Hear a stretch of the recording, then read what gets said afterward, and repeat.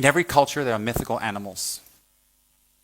And the mythical animals could have been one time an animal and become extinct, or something that comes from a different reality, a different plane, a different dimension.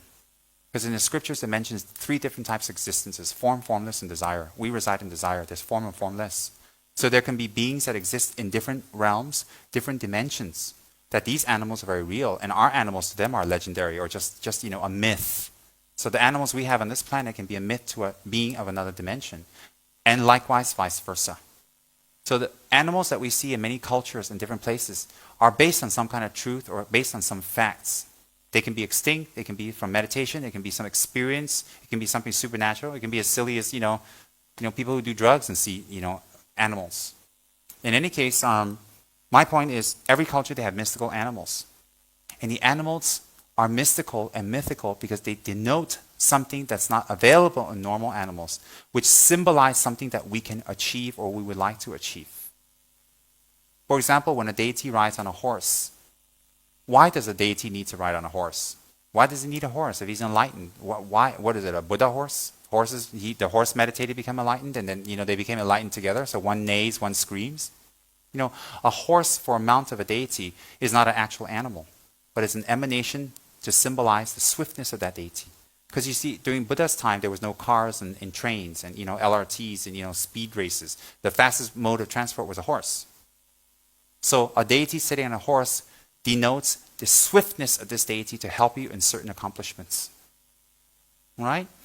And certain mystical animals like dragons. A dragon in Tibetan Buddhistic thinking denotes overlordship, power over the elements, mystical, able to fly, power over normal situations, overcoming normal situations. And it denotes royalty. Royalty of what? Just a simple king? No, the royalty of a Buddha. Buddha who is different among all men. He is royal in what sense? That he has the compassionate, altruistic mind, which denotes his royalty. That's what royalty is about. That's why we respect royalty. They're supposed to be benevolent rulers. So when we refer that on a spiritual term, it actually denotes the qualities that they have attained. So we have different mythical animals. An example, we have the snow lion. The snow lion is said to have existed in Tibet before because there are people with snow lion pelts. It exists or not is a point of debate, and who cares? But the snow lion is white with green mane and is very ferocious and very thick and very big, and is indigenous of the mountains. And a snow lion, like any lion of any culture, represents boss. Have overcome fear. A lion has no fear. He's the king of the beasts. So snow lions represent king of the beasts and strength and valor and determination, honor. A lion is very grand. So in symbology in Buddhism, how do we achieve those qualities? Not by war, but by inner battle. So when snow lions are depicted with animals or protectors or deities or whatever, they denote victory over fear. Why? There is nothing to fear when you're a Buddha. There's nothing to fear when you've exhausted your negative karma. Nothing to fear at all. So when you have a lion as a symbology, a snow lion, it's mythical because we don't see it anymore, and it resides in some place very high that's not easy for us to live. In the snow mountains, Mount Kailash, all that. So it denotes fortitude, ability to tahan and take difficulties and challenges. And at the same time, it's a symbology of being without fear. So you have also Garudas.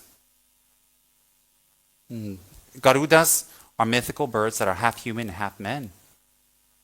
And they're not just believed in Tibetan culture, they believe all over the world. So Garudas being half and half, but they're still being animals. Their main enemy are snakes. Their main enemy are snake-like beings, reptiles. And they eat them and they hate them. In their natural state, it's believed. So in Buddhist symbology, when you use a Garuda, you usually see him holding a serpent and in his beak with his 2 hands, with wings. What does that represent? Snakes represent disease. On a lower level, they represent disease. Diseases that are very difficult to overcome. A Garuda is a mythical man that can fly, that overcomes. So a Garuda holding a snake represents overcoming diseases with practice. With practice. Even the most violent diseases. And at the same time, the Garuda represents victory over the inner diseases. Hatred, desire, anger, which actually creates the outer diseases. So a Garuda representation represents overcoming inner and outer diseases. Victory over supernatural forces. Victory over diseases. Victory over, and on a very secret level, the snake represents hatred. Victory over hatred. So when he claps it in his beak, it's representing that he's overcome hatred. It's a dead snake. So a dead snake represents dead hatred, no more hatred. So it's replaced with great altruism. So in Buddhist practice, when you see Garudas, you'll see that on Lama's thrones. You see snow lions on Lama's thrones. You see that on furniture. You'll see that snow lions and Garudas. Why? They represent the quality of the teachings being given to you and a state that you will achieve. They represent the state you will achieve. So usually on furniture that's associated with lamas, high lamas, teachers, you'll always see those type of animals and mythical kind of animals. They put that because why? They remind you why you're here. They remind you why you've come. They remind you of the person that's with you. And they remind you of the state that you can achieve by coming here and listening to the Dharma.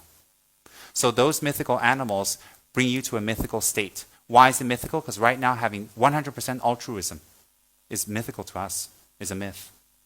But there are people with that. There are people, Mother Teresa, 100% compassion. She used her little frail body her whole life to benefit others. She's a snow lion. She's a Garuda. She is a dragon. She's real. And so when someone comes like that to our country, we'll put something out that represents that to show you her state of mind. Her state of mind. And it's beautiful.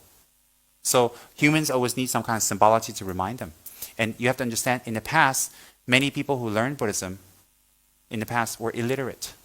They're not able to read the scriptures. So they need these symbolisms to remind them. So when the Lama says, oh, Garuda represents destruction and hatred. So when these simple peasant folk do meditation practice, they remember the Garuda as a mount of a deity. They remember, oh, I have to overcome hatred. So it's a picture, pictography. It's very powerful, like hieroglyphics. So on many levels, it's very strong in Tibetan culture because it's enmeshed. Tibetan culture is enmeshed with Buddhism. If you remove Buddhism, there's nothing left about Tibet people would be interested.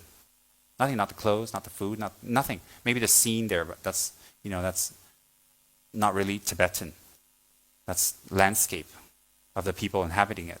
And so anyways, everything is very spiritual because in Tibet, for the higher thinking people, not everybody, their goal in life is not materialism. Their goal in life is benefiting others. And if it's through materialism, it's through meditation, or through whatever method, they will do that. Because the goal is enlightenment. The goal is not paradise on earth. The goal is to bring paradise within ourselves and bring paradise with every single person that we meet. Every single spirit, being, animal that we meet, to give this paradise to them. What is that? A pleasant disposition, not to use people. To give them words that help them. Give them advice and wisdom that transform their lives so they don't suffer so much. To give them hope, to give them relief. That when their mind is angry and clustered and confused and they're jumping around, you give them words of wisdom based on your altruism with no ulterior motive to change their mind, to help them. Why? So that they can achieve that also. They can have that peace, that paradise. Because frankly speaking, who can prove there's a next life? There are people who can, but if you have the wisdom to perceive that, fine. If you don't, you can't see. Just like Chinese believe some people have the third eye, some people don't. Some people can see spirits. We believe them. When oracles take trance, mediums take trance, something really takes them over because they do things that normal people cannot do. Something is there. Definitely it exists. Just because you cannot see directly with your eye aggregate doesn't mean it doesn't. It's an illogical deduction. You cannot see doesn't exist. How ridiculous. How about people who are blind? That means nothing exists. Nothing exists because I can't see anything. So that's a very bad basis. When we have many levels of inner eyes, through meditation we can achieve. definitely we can achieve. But next life and previous life definitely exists. Definitely. For now, we have to use inferential, indirect logic to say, all right. In any case, it helps. But when we use animals on furniture, on thrones, when we, it represents a state of mind that we are coming to achieve. Example, on a normal teaching throne, this is not this is an audience room throne. On a normal throne, in the center, you'll see there's usually in the four directions 8 snow lions holding up the throne. The snow lions represent fearlessness, that this being has achieved fearlessness, and you coming here is going to help you to achieve that state. And that Dharma is without fear. Why? Because it's based on truth and altruism. So when you do things based on that, you have no fear. You have no fear in the face of whatever. So the thrones, the thrones being held up by the snow lions represents fearlessness. Fearlessness because you are dwelling in altruistic states of mind that have been developed from hearing and implementing what you've heard from the Dharma. And then behind the throne, you can see dragons. You can see snow lions holding up the Dharma wheel. And that's very symbolic of what you're here for. And if you understand the symbology and you show respect, it's a blessing. Why? You're not praying to the animal. Buddhists don't pray to idols and animals and statues. No, it looks like that, but I will explain why not later, next session. No, Buddhists don't pray to the statues. They don't pray to the animals. No such thing. In fact, Buddha put those things down. So I'll explain then why are there so many statues and tankas and images and why there's offerings. Like you contradict yourself. No, I'll explain why later. In any case, next session. In any case, when you see the snow lion, it represents the strength of the Lama. Why does it represent the strength of the Lama? Because the Lama has achieved something that he can put himself in front of everybody and be in the firing line. Because the Lama tells you everything you don't want to hear, but you need to hear. The Lama forces you to do everything you hate to do, but you realize you have to do.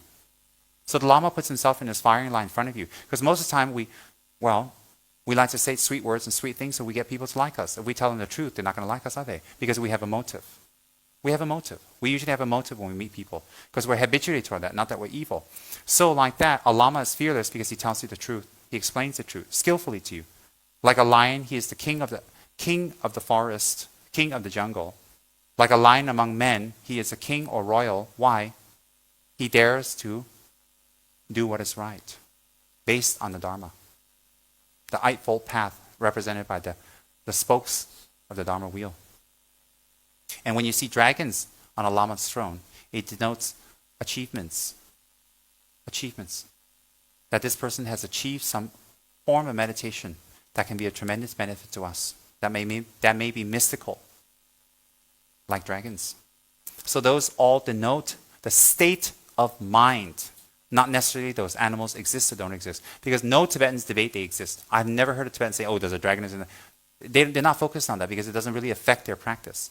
But what they symbolize and what they remind you of is very important. And for peasants in the past who are uneducated, it was very important. Very, very important. So in that case, and it's also the last but not least is when you offer those things on a throne, it's beautifully carved, beautiful lotuses, and beautiful designs, and animals, and wish-fulfilling jewel, and it's made well, and you offer it to the Lama. When you offer it to the Lama, it is not to decorate him or decorate the room. Why you offer thrones to the Lama, and we have the honor to actually sponsor and offer thrones for our Lama, it's very virtuous. Why? The throne represents total respect for the Dharma. The speaker may be or may not be attained. He may be just like you, but the knowledge he or she contains is something we put on a pedestal, something we respect. Why? Because that knowledge brings us happiness. So when a Lama sits on a throne, before he sits, the Lama always prostrates to the throne to show humility. That although he's sitting on something higher than you, he's not telling you he is higher. He's telling you that he will speak about something very high. So even His Holiness the Dalai Lama will prostrate to the throne first before he sits down. Always, from the highest to the lowest like me. It's to show humility to what we're going to speak about. And it's not to really denote that. So when a patron or a sponsor, they offer beautiful thrones and beautiful decorations and beautiful tables to the Lama and his ladrang, his temple, what it is you're offering this up to the Lama. Whether the Lama is attained or not, your aspiration is what they represent. May I attain that? May I attain that? So every day when the Lama uses this or the people use this, you put imprints in their mind. And the Lama will dedicate and pray for you so that you can achieve the very qualities that you've offered up. Offering things up is another way to plant karmic imprints for you to achieve the very thing that you've offered up.